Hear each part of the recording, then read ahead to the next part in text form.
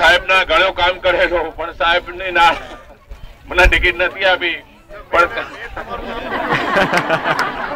હું જીતી ગયો છું. કોંગ્રેસના ગોળો તો ભૂલાય નહીં કોઈ દિવસ, કારણ કે લોહીના ટીપે ટીપામાં કોંગ્રેસ છે સાહેબ. કોંગ્રેસમાં એવું છે 5 આંગળી સરખી ન હોય. અમે તો એમનું નામ મૂક્યું હતું પણ બીજાને કોઈને બીજાને ટિકિટ અપાવી તો નહીં આપ્યું. એટલે વધારે તો નહીં કહેતો, સાહેબના સાનિધ્યમાં જે તે કેસો તે સાહેબના સાનિધ્યમાં રહીને હું અહીં કામ કરીશ. મારો નંબર આપ્યો છે 93 87 84 680 છે. એ ના લાગે તો 98 41 87 છે. મારું નામ અહીં મારું ગામ નજીક છે, મારું ગામ પણ નજીક છે. ચારે આજુબાજુના બધા વિસ્તારનો ખેડૂત છું.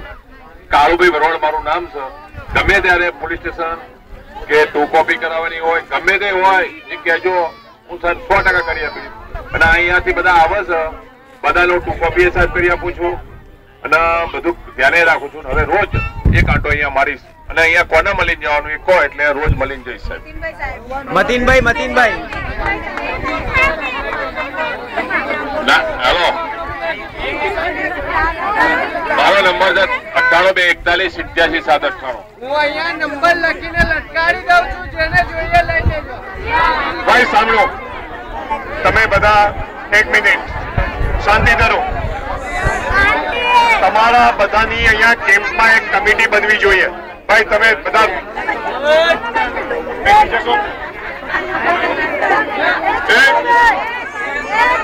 મને એવું લાગે છે કે આપણે કામ નથી કરવું પણ અવાજ કરવામાં વધારે રસ છે. તમારે બધાને માટે અહીંયા કેમ્પમાં તમે એક કમિટી બનાવો.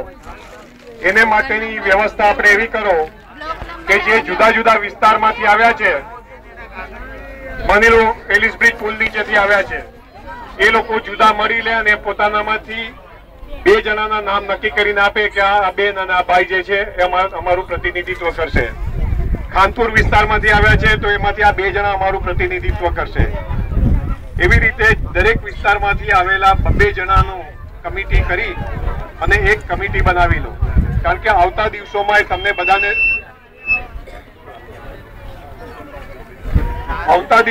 તમને બધાને બોલાવવા હશે, કોર્ટમાં બોલાવવા હોય, જાણ કરવી હોય, તમારા કાગળો માટે બોલાવવા હોય તો એક નો સંપર્ક કરવો અઘરો થાય.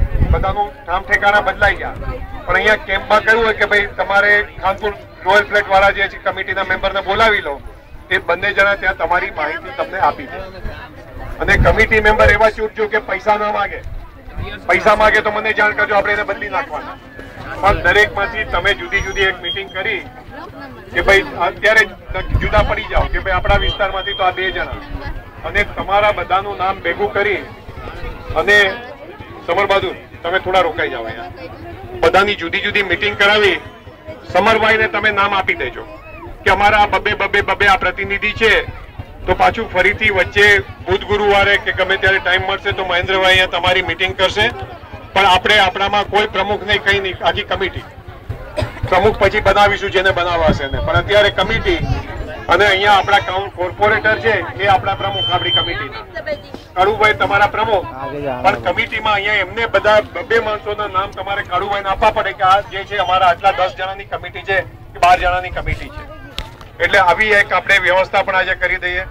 કાળુભાઈ, આ લોકોને અનાજ માટેની સસ્તા અનાજની દુકાન એક ચાલુ કરાવી આપી છે. આ બધાના કાર્ડ ટ્રાન્સફર થાય.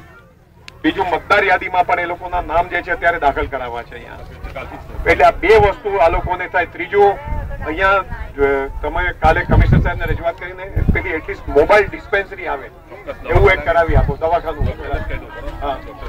એ કરાવી આપવું છે. રાત્રે અહીંયા સ્ટ્રીટ લાઇટ ના ચાલુ નથી તો એ સ્ટ્રીટ લાઇટો ચાલુ કરાવી આપવી છે. અને આ લોકોને બસની બહુ તકલીફ છે. મોટાભાગની બહેનો ત્યાં કોઈને કોઈ જગ્યાએ કામે જાય છે, સાંજના 6-7 વાગે આવવાની, એટલે રાતના 8 વાગ્યા સુધી અહીંયા આવવાની બસ મળે એવું કંઈક કરાવી આપવું. હું કાલે બપોરે કોર્પોરેશન આવવાનું છું ત્યારે આપણે પાછા મળી હેલો, આપણા અહીંયાથી ઘણા લોકો મારી જોડે ટુ કોપી કરાવવા આવે છે. એટલે સાહેબે કીધું કે સાહેબ મને કે તમારે કેટલા પૈસા લેવાના. એટલે મેં કીધું ભાઈ આમાં કોઈને ટુ કોપી કરવાના પૈસા ના આપવાના હોય. હું હાઉસિંગ કમિટીનો મેમ્બર સાહેબ હાઉસિંગ કમિટીમાં, એટલે એમાં કોઈને મકાન ના મળ્યું હોય, કોઈ લોચો હોય તો એ મને કહેજો. એમાં મને લોકો કહેવા સાહેબ અમારે શું આપવાનું. મેં કીધું ભાઈ અમે પાણી નહીં પીતા, ચાય નહીં પીતા. કોઈ બાકી રહી ગયું હોય વટવામાં કે અહીંયા બહેરામપુરામાં સંતોષનગર કે અહીંયા બીજું એક બન્યું છે અમારું હાઉસિંગ કમિટીનું જશોદાનગર, ગમે ત્યાં જ્યાં બાકી હોય તે કહેજો. એટલે એમાં હું સાથ સહકાર આપીશ. કોઈને સાહેબે કીધું એમ કોઈ પૈસા આપતા નહીં, કોઈનું ક્યાંય નહીં ચાલે, અને તમતાર ગમે તે કરીને બધાના સાથ સહકાર આપીશું. અમારા ખાસ સાથીદારવાના છે, કોઈ રૂપિયો તમારી પાસેથી માંગે તોય પાછું એમને તોય મને કહેજો તમતાર, હું કહું છું. બરાબર. રેશન કાર્ડ ન હોય એને પણ દાખલા કરાવી બધું કરાવીને કરીશું. અત્યારે અમારે સતીશભાઈ એમાં વ્યસ્ત છે, પણ બાકી અઠવાડિયું થવી જાવ એ લોકોના બધાના રેશન કાર્ડ જેના નહીં હોય અહીંયા ટ્રાન્સફર કરવાના હશે, એની અરજી કરવાની હશે, અહીંયા બેસાડી દઈશું ને કાળુભાઈની મદદથી બધાના રેશન કાર્ડ માટે મામલતદારને બોલાવશે તો પણ બોલાવી નહીં આવે મામલતદારને એ બધું તમને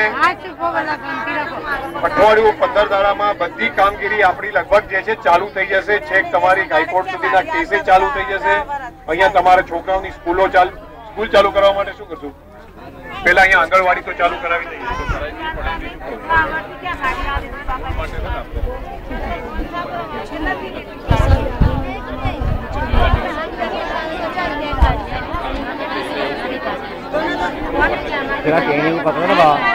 તમારે શાંતિ એક પછી એક છોકરાઓને સ્કૂલોમાં મોકલવા માટે અહીંયા જે મૂકવા હોય તો અહીંની જે સ્કૂલો છે એમાં તમને દાખલ કરાવી આપશે.